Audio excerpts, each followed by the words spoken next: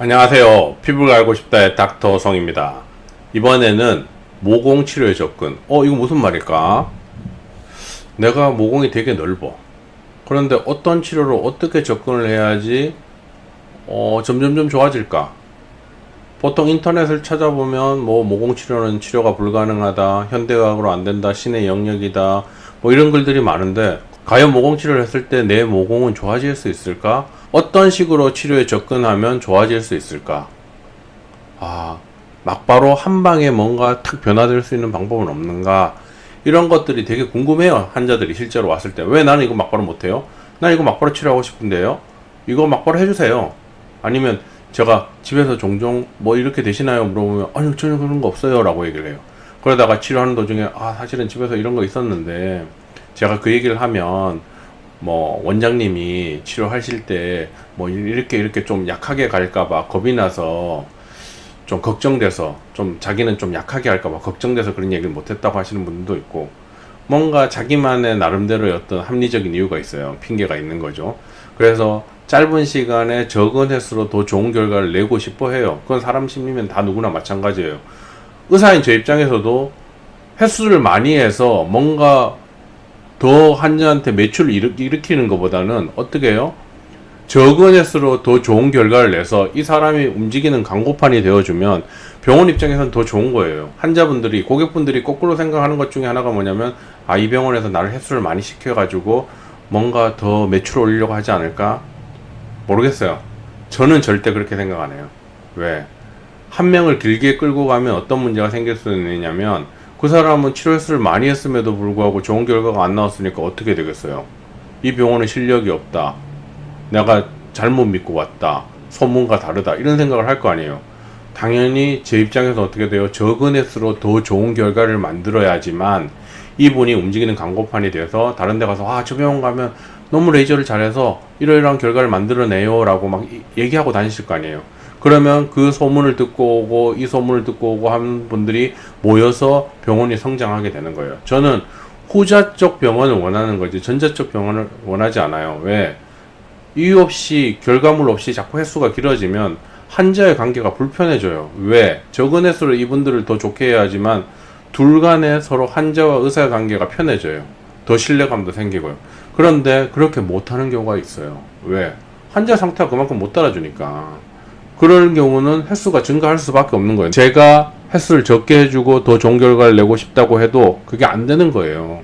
그러니까 어떤 경우에 그런가, 그리고 어떻게 그렇게 해야 되고 어떻게 하면 좀 더 적은 횟수로 더 좋은 결과를 낼 수 있는가, 이런 것도 한번 얘기를 들어보시면 이제 병원에서 치료를 고려하고 있는 분들은 납득이 가실 거예요. 그래서 이번에는 모공치료의 접근이란 제목으로 영상을 만들어 봤으니까 끝까지 시청 부탁드리겠습니다. 모공치료의 접근.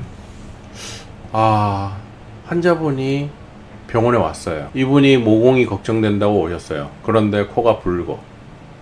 코가 너무 붉어. 유분 분비도 너무 많아. 당연히 코가 붉으면 어떻게 된다고요? 피부 장벽이 손상되고 피지선이 자극돼서 유분 분비가 증가할 수밖에 없어요. 그럼 붉다? 그러면 치료에 접근 어떻게 하겠어요? 먼저 붉은 거 줄여야겠죠. 붉은 거 줄여야겠다. 그런데 붉은 거 점점 줄이려면 어떻게 해야 돼요? 본원에서는 세미 모공 치료라는 걸 해요. 세미 모공 치료는 어떤 거예요? 붉은 거를 제거하면서 모공 치료를 살짝 곁들이는 거예요. 그러니까 비율이 한 7:3 내지 8:2로 붉은 게 약간 더 많고 흉터나 모공은 한 2 정도로 조금 비율이 낮아요. 그러면 나는 목적이 모공인데 왜 붉은 거를 먼저 치료해야 되느냐? 예전에도 한번 설명을 했죠.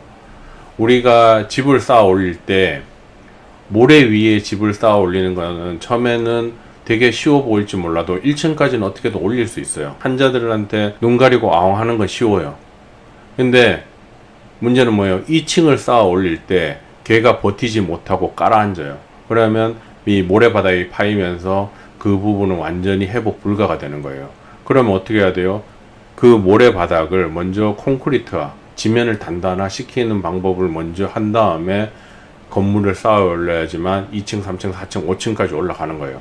그러면 붉은 건 뭐예요? 피부 표면이 모래화 되어 있는 거예요. 그 부분에 뭔가 흉터치를 하고 모공치료를 아무리 한다고 한들 좋아지지 않아요.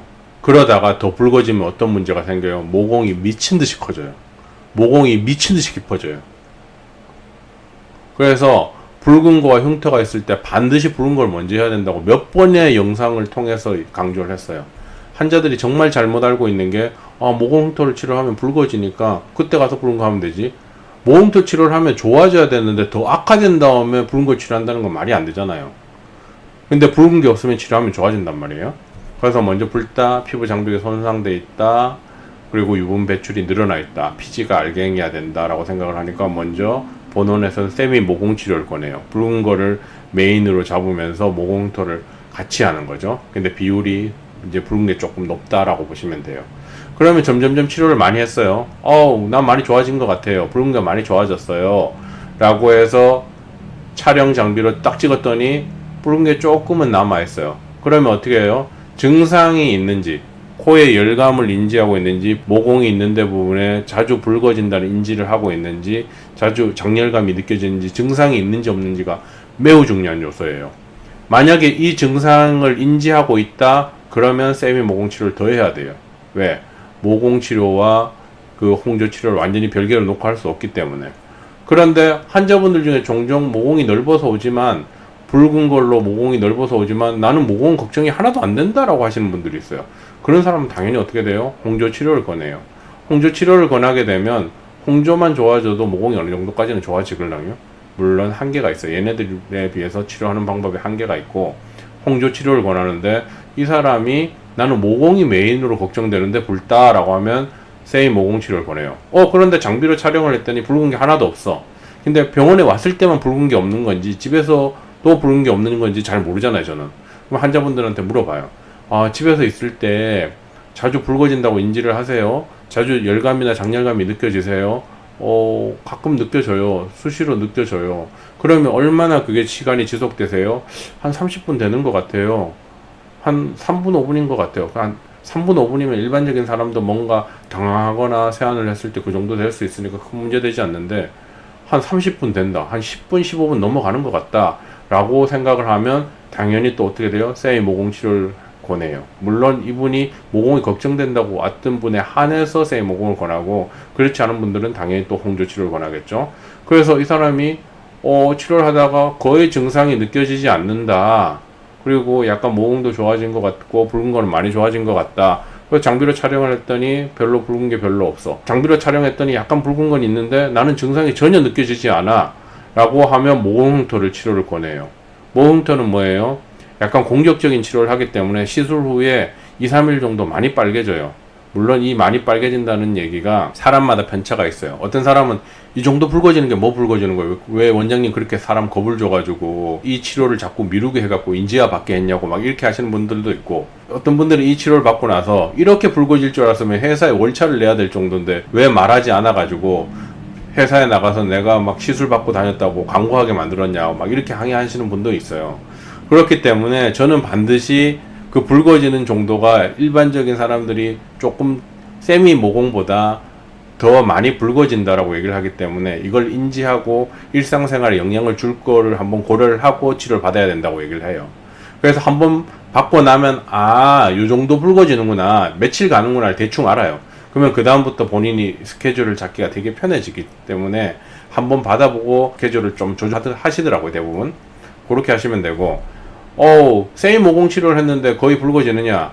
어떤 사람은 뭐 연지곤지 찍을 때만큼 볼터치한 정도의 붉은기라고 얘기를 하는데, 이것도 사람마다 달라요. 어떤 사람은 그 정도 붉은기가 회사 다니는데 영향을 준다고 하고, 어떤 사람은 이건 무슨 회사 다니는데 영향을 줘요, 레이저 받은지 모르는데 내가 말해야지 아는데, 그 정도로 말하는 분도 있기 때문에 이것도 받아봐야지 환자분들이 알 수 있어요. 그래서 환자분들한테 저는 반드시 약간 볼터치한 붉은기를 갖는다고 하지만 실제로 자기가 더 붉어진다고 인지하시는 분들도 있고, 아예 볼터치한 정도도 안 붉어진다라고 하시는 분들도 있다.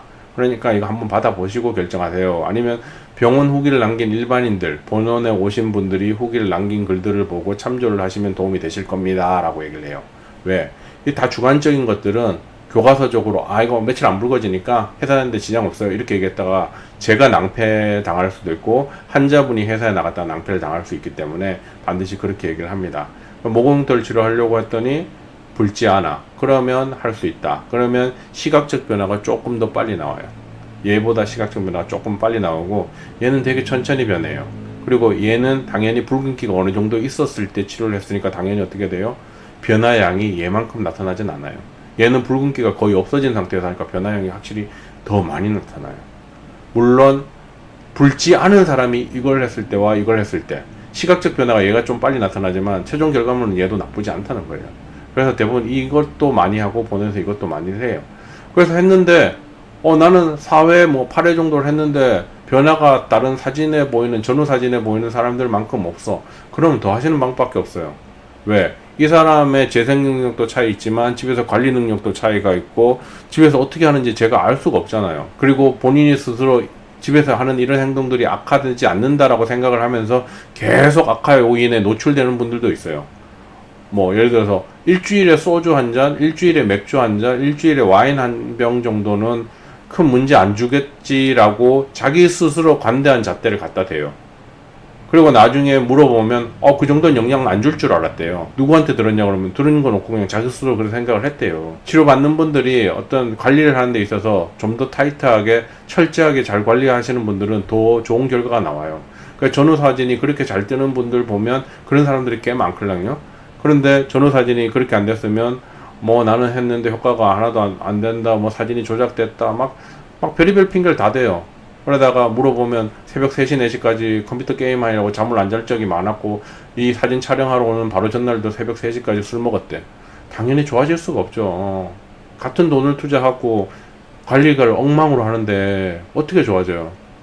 어떤 사람이 암 치료를 하고 수술을 해갖고 많이 좋았고 거의 5년 지나서 살아있었어. 암은 5년 지나서 살아있으면 5년 생존율이라고 암이 안치됐다고 하잖아요.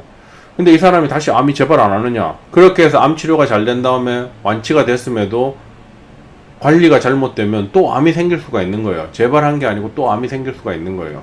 그런데 사람들은 항상 이거 하면 다시 재발하지 않나요? 그걸 제가 알 수 없다는 거예요. 정상에 가까운 피부가 만들어졌는데 처음에 망가졌을 때 피부에 어떤 생겼던 습관들이 다시 되살아나면 또 망가질 수 있는 건데 이거 영구적인가요? 피부 노화가 안 일어나나요? 그런 어떤 신의 영역에서 답변을 해야 되는 질문에 대해서 질문하시는 분들이 생각보다 많아요. 이거 늙지 않나요? 반영구적인가요? 사람은 나이가 들고 노화가 되고 주름이 되고 콜라겐의 비율이 변화되고 이런 것들이 다 천천히 진행되는데 이런 치료를 받은 사람들은 그 과정이 천천히 진행되고 한번 새 피부로 바뀌었다가 천천히 노화가 진행되니까 당연히 어떻게 돼요? 건강한 상태가 오래 가는 거죠. 그러니까 환자 개개인의 관리 능력도 굉장히 중요한 요소임에도 불구하고 자신만의 관대한 잣대로 갖다 대서 자기 관리를 소홀히 하는 사람이 생각보다 많다는 거예요. 그래서 그런 거를 막 철저히 지킬 자신이 없으면 아예 관심을 꺼라, 자극을 주지 마라 라고 얘기를 해요. 방에 습도만 맞추는데 생활을 하시고 뭔가 막 각질을 벗겨낸다거나 막 피지를 자르려고 클렌징 오일로 박박 문지른다거나 뭐 뭔가 자극을 주는 행동을 피하시면 결국은 레이저가 들어가면 단백질 구조가 깨졌다 다시 만들어지면서 콜라겐 리모델링이라는 과정이 일어나는데 그 과정을 통해서 정상화되는 피부가 자꾸 되는 거예요. 물론 피부의 인장 강도에 따라 조금 더 빠른 사람도 있고 좀 느린 사람도 있고 그런 변화들이 약간 차이가 나겠지만 결국은 좋아져요. 다시 건드리지 않으면. 물론 다시 계속 악화되는 요인에 노출되면 뭐 신이 온들 어떻게 하겠어요? 그런데 그런 걸 다 할 거 다 하면서 같이 좋아지길 바라니까 그런 것들은 사람들 욕심이라는 거죠. 그러면 평생 치료를 하면 돼요. 그냥 평생. 하지만 금전적 여유도 없을 뿐더러 시간적 여유도 없고 그런 스트레스를 받는 게 싫은 거예요. 그럼 어떻게 돼요? 치료할 때 철저하게 잘 지켜서 정상에 가까워질 때까지만 주의를 한 다음에 그 다음부터 자극을 안 주고 잘 관리하시면 계속 좋은 상태가 유지되는데 그 기간을 못 참는 거예요. 그래서 이번에도 이런 과정들을 통해서 치료를 한다라고 설명을 해드렸어요. 그러니까 앞으로 우리가 레이저 치료를 받거나 집에서 관리를 할 때 가만히 있는데 뭔가 바뀌지 않아요. 남들보다 뭔가 조금을 노력을 더 해야 되고 뭔가 조금을 더 해야 돼요. 물론 피부가 좋은 사람들도 있어요. 그런 사람들은 자극을 줘서 망가뜨린 적이 없기 때문에 계속 좋은 거예요. 본인은 아마 벌써 뭔가를 해서 망가뜨렸기 때문에 다시 정상으로 돌리는 게 쉽지가 않은 거고요.